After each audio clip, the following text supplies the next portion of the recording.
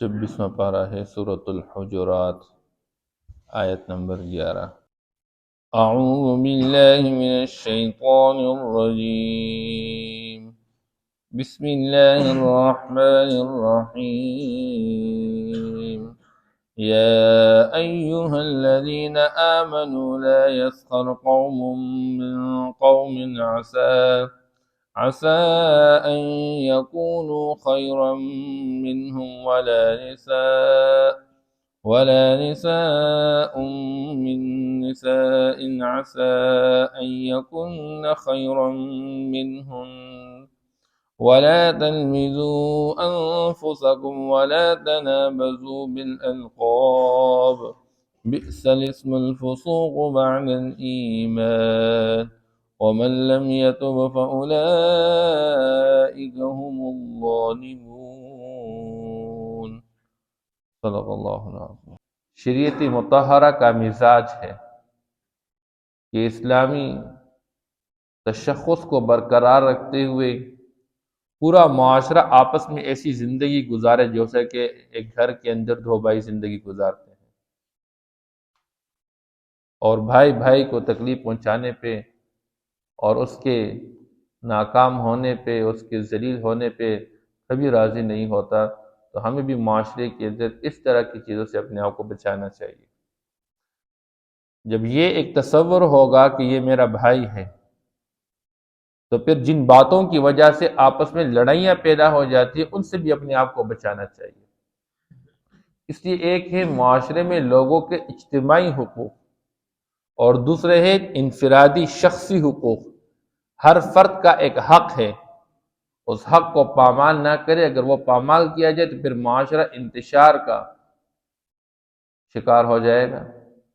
اس لیے عام طور پر جو لڑائیاں اور جھگڑے چلتے رہتے ہیں، اس کی بنیادی اسباب ذکر کیے جاتے ہیں کہ معاشرے کے اندر لوگ دوسرے کے حقوق کو بجا لانے کی کوشش نہیں کرتے۔ اب کسی شخص کے شخصی حقوق کیا ہے تاکہ اس کو ادا کیا جائے اور اس کے پامال کا بندہ اپنے آپ کو بچا لے۔ پہلی چیز اللہ بیان فرماتے ہیں آج کی آیت مبارکہ میں، یا ایھا الذین آمنوا لا یسخر قوم من قوم۔ عربی زبان کے اندر لفظ قوم کا جو اطلاق کیا جاتا ہے یہ مردوں پر کیا جاتا ہے، لیکن مجازاً یہ مرد اور عورت سب کے لیے استعمال کیا جا سکتا ہے۔ جیسے عام طور پر ہم اپنی زبان میں بھئی من حیث القوم ہماری ذمہ داری ہے، تو قوم میں مرد بھی شامل عورتیں بھی شامل، لیکن یہ عربی زبان کے حوالے سے قوم کا اطلاق حقیقت میں مردوں پر کیا جاتا ہے۔ اس لیے یہاں پر قوم کے مقابلے میں عورتوں کا ذکر کیا تو مراد قوم سے مرد ہے، کہ کسی مرد کو دوسرے مرد پہ ہنسنا نہیں چاہیے، کوئی مرد دوسرے مرد کا مذاق نہ اڑائے، مسخرہ نہ کرے، ایک شخصی حق ہے۔ چاہے وہ مسخرہ، مذاق اور ہنسنا قول کے ساتھ ہو، بات چیت کے ذریعے سے ہو، چاہے وہ کسی فعل کے ذریعے سے ہو، ہاتھوں کے ساتھ، آنکھوں کے اشاروں کے ساتھ، کبھی چال کے ساتھ۔ اور یہ ہنسنا چاہے کسی کی رنگ اور کی وجہ سے ہو، چاہے کسی کی صورت کی وجہ سے ہو، چاہے کسی کے حسب کی وجہ سے ہو، یا مال و دولت کی وجہ سے، جیسا کہ قرآن کہتے ہیں وَإِذَا مَرُّوا بِهِمْ يَتَغَامَزُونَ۔ یہ جو مالدار کفار مشرکین ہوا کرتے تھے، یہ غریب مسلمانوں کے پاس سے گزرتے یہ آنکھوں سے اشارے کرتے تھے، یہ دیکھو، آنکھوں سے کہتے یہ ہو جو جنت کے دعوے دار اور جنت کے ٹکٹ لیے ہوئے ہیں، جن کے پاس پہننے کے لیے کپڑا نہیں اور پاؤں پہ جوتا نہیں ہے اور کھانے کو کچھ پا نہیں رہے، اور کہتے جی ہم جنت میں جائیں گے، اور ہم جیسے آسودہ حال لوگ، اچھے کپڑے، اچھے کھانے اور اچھے جوتے والے، ہمیں کہہ رہے کہ یہ جہنم میں ہے۔ تو یہ آنکھوں کے اشاروں سے اس طرح کہتے رہتے تھے، تحقیر کرتے تھے۔ کسی کو حق حاصل نہیں ہے کہ دوسرے کی تحقیر کر دے، اور عمومی طور پر بندہ دوسرے کی تحقیر کیوں کرتا ہے؟ اس کا کپڑا میرے کپڑے سے بیکار ہے، اپنے کو اعلیٰ سمجھتا ہے اور دوسرے کو ادنا سمجھتا ہے، اس کی سواری میری سواری سے بیکار۔ میری سواری اچھی ہے، میرے کپڑے اچھے ہیں، میرے کھانے اچھے ہیں، میرا گھر اچھا ہے۔ تو معاشرے کے اندر اللہ جل شانہ کے ہاں ان چیزوں کی کوئی حیثیت نہیں ہے۔ اس سے آگے بات آ رہی ہے، اللہ کے ہاں انسانوں میں جو حیثیت بنتی ہے وہ تقوی کی بنیاد پر۔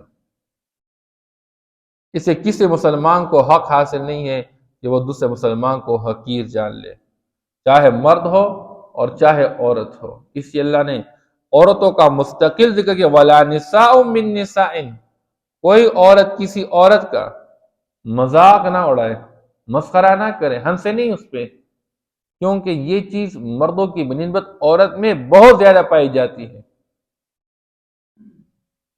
اور عورت عمومی طور پر ایک دوسرے کو طعنہ بھی اسی پر دیتی ہے۔ اور معاشرے کے اندر جیسے شریعت اسلام مردوں کی تربیت کرتا ہے تو ایسے ہی عورتوں کی بھی تربیت کرتا ہے۔ تو جیسے مردوں کی طرف احکام متوجہ ہے تو عورتوں کی طرف بھی احکام متوجہ ہے، اور بعض احکام ایسے ہیں کہ اس میں تو مردوں کے ساتھ ساتھ عورتوں کو مستقل الگ طور پر بیان فرمایا حکم کی اہمیت کی وجہ سے، اور بعض اوقات مخاطب کے حوالے سے، جیسے قرآن میں عام طور پر یا ایھا الذین آمنو، اے ایمان والو نماز قائم کرو، زکوٰۃ ادا کرو، لیکن جہاں کہیں حکم کی اہمیت اور حساسیت ہوتی ہے تو وہاں پر بالمستقل کہا جاتا ہے اے مردو تم ایسا کرو، اے عورتو تم ایسا کرو۔ اس لیے آپ صلی اللہ علیہ وسلم کو اللہ فرماتے ہیں قل للمؤمنین، اے میرے نبی آپ کہہ دیجئے ایمان والے مردوں سے، کیا کہہ دیجئے؟ کہ اپنے نظروں کو جھکا کے رکھے۔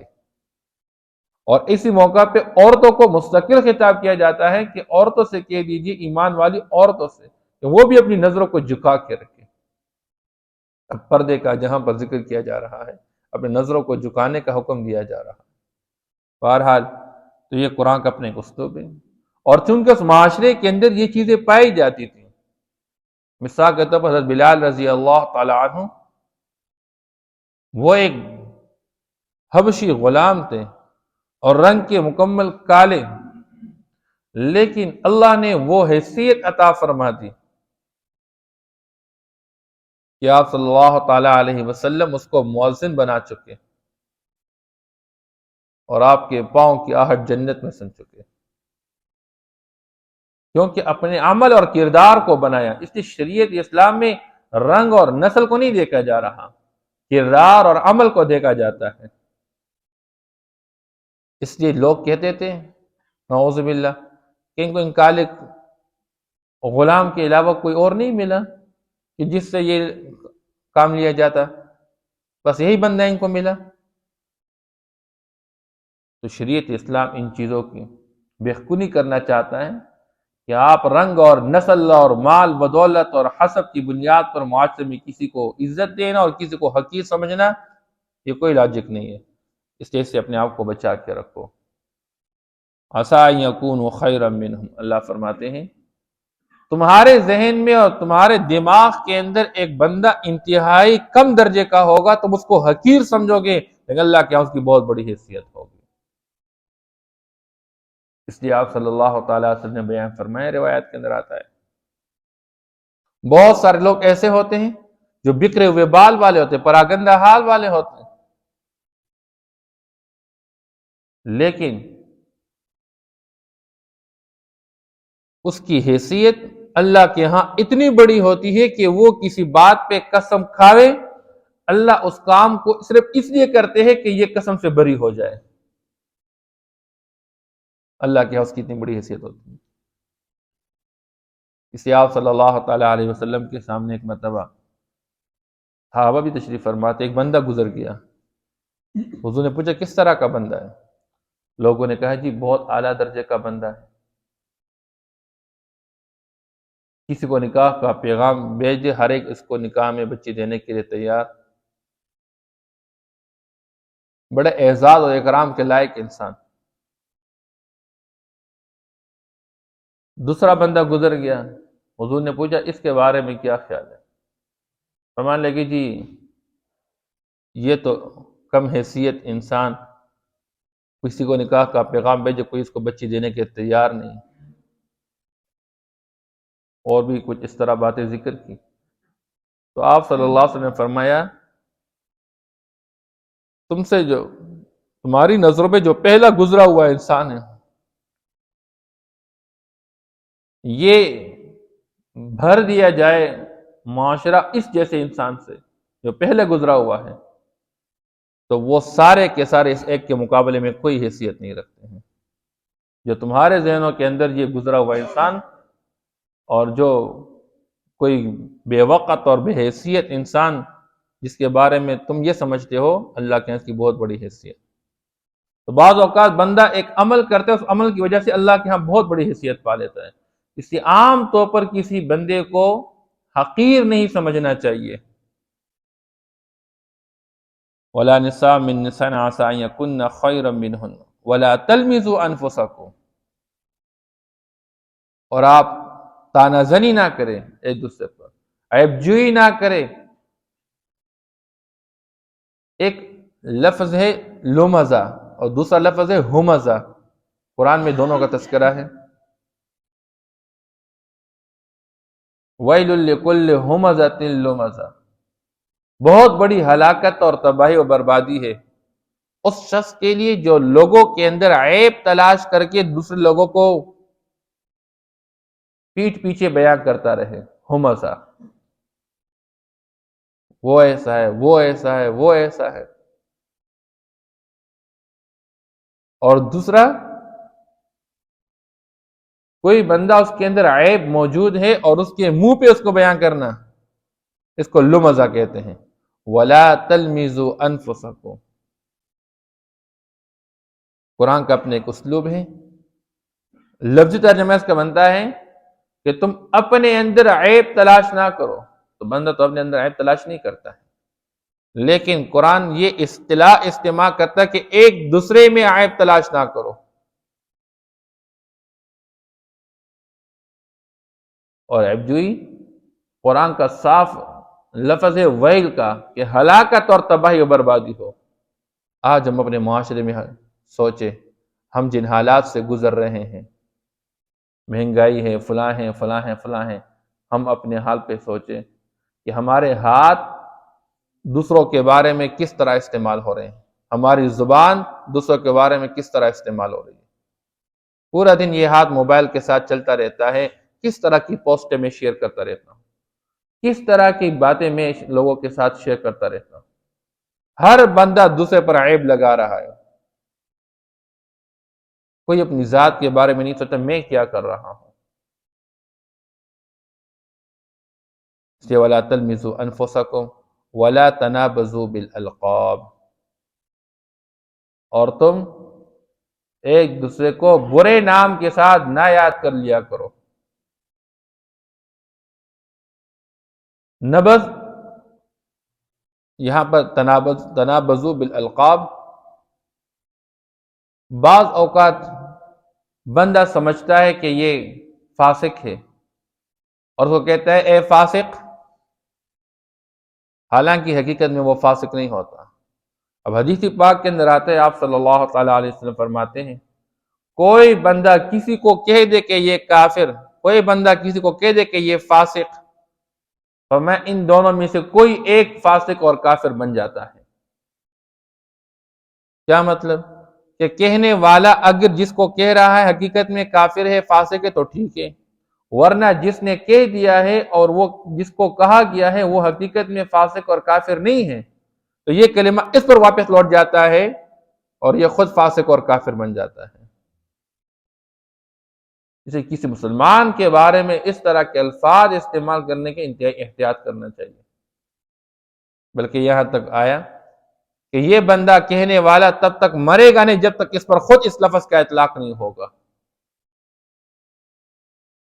تو برے ناموں سے ایک دوسرے کو پکارنا یہ مناسب نہیں ہے، خواہ کسی کے نام کو بگاڑنا یہ مناسب نہیں ہے. بئس الاسم الفسوق بعد الایمان، اللہ جل شان فرماتے ہیں بہت برا نام ہے فاسق کا ایمان کے بعد. کیا مطلب؟ کہ جو بندہ دوسروں پہ ہنستا رہتا ہے، دوسروں میں عیب تلاش کرتا رہتا ہے، دوسروں کو برے نام سے پکارتا رہتا ہے، یہ کام مسلمان کا نہیں، یہ فاسق کا کام ہوتا ہے۔ اور ایک بندہ ایمان کے بعد بھی اس طرح کام کرے، اس پر فاسق کا اطلاق ہو جائے، انتہائی برا ہے۔ ہمارے معاشرے میں لوگ دیکھتے ہیں، او بھائی اس پوسٹ پہ ہوتے ہوئے آپ یہ حرکت کر رہے ہیں، آپ ایک ذمہ دار بندے ہیں۔ اب مومن ایک ذمہ دار بندہ ہوتا ہے، ایمان والا کبھی اس طرح کی باتیں کبھی نہیں کرے گا، کسی کا مذاق اڑانا، کسی کے ساتھ کسی پہ ہنسنا، کسی کے اندر عیب تلاش کر کے اس کے منہ پہ بیان کر لینا، اس کی پیٹھ پیچھے بیان کر لینا، کسی کے نام کو بگاڑنا، برے ناموں سے لوگوں کو پکارنا، کبھی مومن یہ نہیں کرے گا۔ اگر کوئی مومن اس طرح کرے گا تو یہ فاسق بندہ، اللہ فرماتے ہیں ایمان کے بعد کسی پر فاسق کا نام لگ گیا، یہ بہت بری بات ہے۔ وَمَن لَمْ يَتُبْ فَأُولَٰئِكَ هُمُ الظَّالِمُونَ۔ اس طرح کے بندے کو توبہ کرنا چاہیے اللہ کے سامنے کہ پچھلے پر ندامت اختیار کرے، نہ آئندہ نہ کرنے کا عزم کرے، اور جس کا حق مارا ہوا ہے اس سے معافی مانگے، اس سے معافی مانگے۔ اس نے فرمایا جو توبہ نہیں کہ فَأُولَٰئِكَ هُمُ الظَّالِمُونَ، یہ بہت بڑی زیادتی کرنے والے ہیں۔ اب بعض باتیں ایسی ہیں کہ شریعت کے اندر اس کی گنجائش ہے،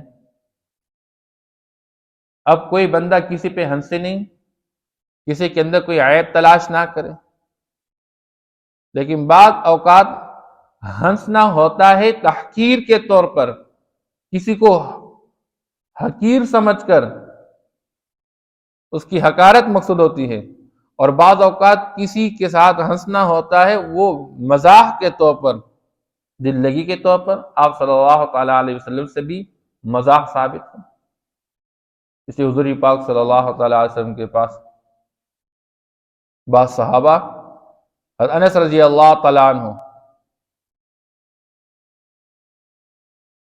حضور پاک صلی اللہ علیہ وسلم جب ان کو پکارتے فرماتے تھے یا ذا الاذنین، اے دو کان والے۔ اب دو کان تو ہر ایک کے ہوتے ہیں، لیکن حضور پاک صلی اللہ علیہ وسلم مزاح کے طور پر اس طرح فرماتے رہتے تھے۔ ایک صحابی ہے جس کا نام ذوالیدین ہے۔ اب ذوالیدین دو ہاتھ والے ہیں، دو ہاتھ تو ہر ایک کے ہوتے ہیں، آپ صلی اللہ تعالیٰ علیہ وسلم اس سے پکارتے رہتے تھے۔ ایک مرتبہ آپ صلی اللہ تعالیٰ علیہ وسلم کے پاس ایک بندہ آیا اور کہنے لگا جی مجھے کوئی اونٹ دیجئے سواری کے لیے۔ حضور نے فرمایا میرے پاس اونٹ تو نہیں، البتہ اونٹنی کا بچہ دے دوں گا۔